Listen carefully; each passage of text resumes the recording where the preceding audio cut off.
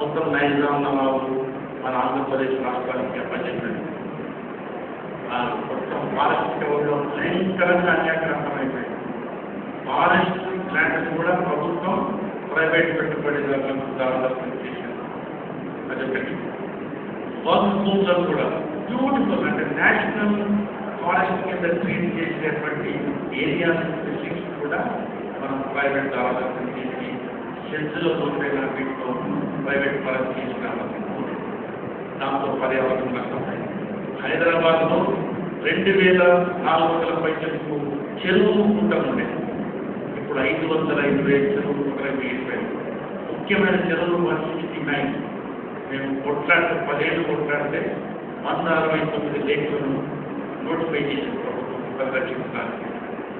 చెరువులు కుంటలు మొత్తం మాయమైపోయింది.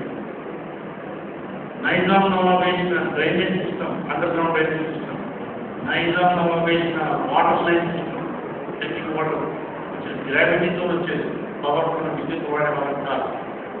అటువంటి సిస్టమ్ ఫిల్టర్ చేసిన వాటర్ త్రాగడానికి పట్టణ ప్రజలకు మనం అందించే వాళ్ళం. డస్ట్తో రోడ్ నిర్మాణం చేసుకున్నాం.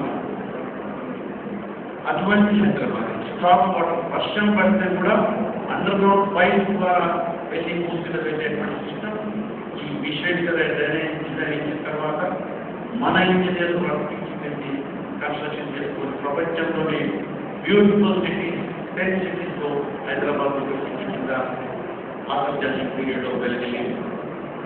ఎందుకంటే 7వ నైజాం ప్రపంచంలో అతిపెద్ద ధనవంతుడైన ఏకైక రాజు నైజాం. ప్రపంచంలో అన్ని దేశాల కంటే మనం ఒక దేశం కింద నిలబెట్టిన వాళ్ళు. ఇండియన్ యూనియన్లకు వచ్చే ముందు మనం దేశం కింద పరిపాలించబడిన ఈ ప్రాంతం దక్షిణ హైదరాబాద్. మన సొంత రైల్వే మనకు 2300 పైసలకు రైల్వే ట్రాక్ సొంతగా నిర్మాణం చేశారు. భారతదేశంలో మొత్తం బ్రిటిషర్స్ కట్టారు, వేరే సంస్థానాలు. ఇప్పుడు హైదరాబాద్లో నైజాం నేనే కట్టాలి అతని పని నాటకు అది కనెక్షన్ తీసేసి దానికి అనుసంధానం చేసి సొంతగా నిర్మాణం చేసి సొంత రైల్వే సిస్టమ్, మన సొంత ఏవియేషన్ అంటే మనం ఒక ఎయిర్పోర్ట్ రాజీవ్ గాంధీ ఎయిర్పోర్ట్ కాదు, ఏవియేషన్ సిస్టమ్ భారతదేశం ఎట్లయితే ఉందో అటువంటి సిస్టమ్ ఇంటర్లింకింగ్ విత్ ఇంటర్నేషనల్ ఫ్లైట్స్తో పాటు ఉన్న 5 ఎయిర్పోర్ట్లతో ఉన్నాం మనం ఇండియన్ ఇండియన్ల కనుక.